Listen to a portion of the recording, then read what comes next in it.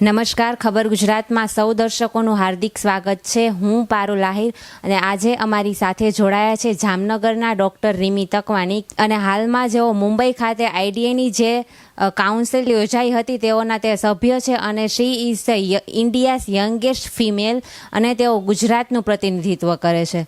સૌપ્રથમ તો ખબર ગુજરાતમાં તમારું સ્વાગત છે અને અમારું ઇન્વિટેશન એક્સેપ્ટ કરવા બદલ થેન્ક યુ. सौप्रथम तो आईडीए शू है एना विषय दर्शकों ने कहो. आईडीए जैसे कि इंडियन डेंटल एसोसिएशन जिसके नाम से हम इसे जानते हैं, हम आईडीए पूरे साल में जनरल पब्लिक के लिए काफ़ी सारी एक्टिविटीज़ करता है, जिसमें फ्री चेकअप कैंप से लेके बच्चों को ये बताना कि किस तरह से ब्रश करना चाहिए, अपने मुंह की संभाल रखनी चाहिए, वो भी बताया जाता है. उसके साथ में उनको फ्री ब्रशेज़ और टूथपेस्ट के सैंपल्स भी दिए जाते हैं. ओवरऑल जो कॉन्सेप्ट है वो ये है कि जो हर किसी बच्चे को और हर किसी घर में उन्हें मुंह की स्वच्छता और उसके बारे में पता हो. एट द सेम टाइम जो डेंटिस्ट्री का स्तर है वो अंतर्राष्ट्रीय स्तर पे पहुँचे. तो that is Indian dental association. And central council यानी कि जो इंडिया की सेंटर की बॉडी है, जिसमें गिन के हम लोग, जैसे गुजरात से हम लोग 10 रिप्रेजेंटेटिव्स हैं, तो हर किसी स्टेट से रिप्रेजेंटेटिव्स होते हैं. दैट फॉर्म्स द मेन और the core center body of IDA which is responsible हर तरह के डिसीजन लेने के लिए. तो दैट इज़ आईडीए. 27 ડિસેમ્બરના રોજ જે મીટિંગ યોજાઈ હતી એનો ગોલ શું હતો અને એમાં કઈ કઈ વસ્તુઓ ડિસ્કસ કરવામાં આવી? कोरोना की स्थिति ने हर किसी व्यवसाय को अभी हिला दिया है, जिसमें डेंटिस्ट्री ऑफ कोर्स किसी हद तक या काफ़ी हद तक बहुत ज़्यादा इफेक्ट में आई थी. जनरली हर साल हम लोग एक वार्षिक रिन्यूअल फ़ीस लेते हैं मेंबर से, जिसमें उनके सब्सक्रिप्शन और उनके लिए जो एक्टिविटीज़ रखी जाती हैं, या तो ये सारी जो एक्टिविटीज़ जो पेशेंट्स के लिए, जैसे मैंने बताया फ्री चेकअप कैंप्स, वो सब के सब ऑर्गेनाइज करने के लिए जो एक बेसिक खर्चा होता है वो सब उसमें से निकलता है.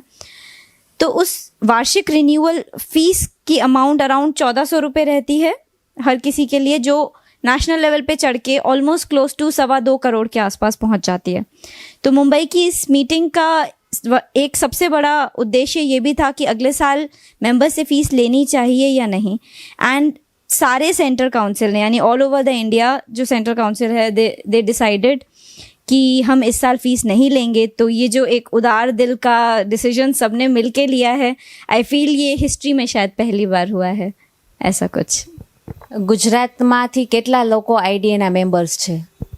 ગુજરાતમાં આપણે આઈડીએ મેમ્બર્સ ગણીએ તો લગભગ 5 થી 6 હજાર જેવા છે. અને એમાં જેમાં મેં કીધું कि 10 જેવા प्रतिनिधि છે. पर हाँ, एक बहुत ही इंटरेस्टिंग चीज़ मैं आपको बताना चाहूँगी. उसमें क्या है, जैसे आप सबको पता होगा कि महाराष्ट्र में अभी RT-PCR मैंडेटरी है और कोरोना से हर कोई डरा हुआ है. तो किसी कारण सर इस पर्टिकुलर मीटिंग में मैं शायद अकेली ही थी गुजरात को रिप्रेजेंट करने के लिए, और और लोग हमें नहीं जुड़ पाए उस चीज़ में. કોરોના મહામારી હાલ કયા સ્ટેજ પર છે તેના વિશે તમારું શું કહેવું છે? कोरोना जैसे हम सबको पता है अभी गया नहीं है. एंड जनरली क्या है कि जनरल पब्लिक बहुत ही ज़्यादा छूट से मिलने लगी है एक दूसरे से, जैसे कि कल के बाद तो कोरोना आने ही नहीं वाला है, जबकि ऐसा नहीं है. जो हमारे बेसिक प्रिकॉशंस हैं, जो हमें मास्क पहनना है, सोशल डिस्टेंस मेंटेन करना है, हैंड सैनिटाइजेशन, हैंड वॉश, वो सब हमें ऑफ कोर्स प्रिवेंट करके रखना है. बिकॉज़ अभी काफ़ी सारी नई चीज़ें देखने में आ रही हैं.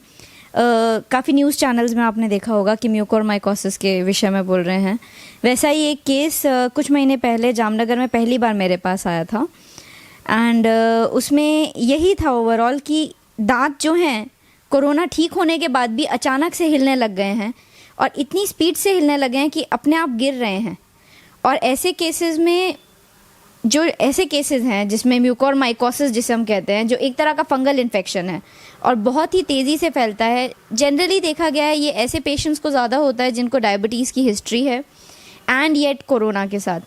तो ठीक है, हमें टेंशन नहीं लेना है, डरना नहीं है, बट हाँ सावचेती बरतनी है हमें. આઈડીએનું ફ્યુચર પ્લાનિંગ શું છે?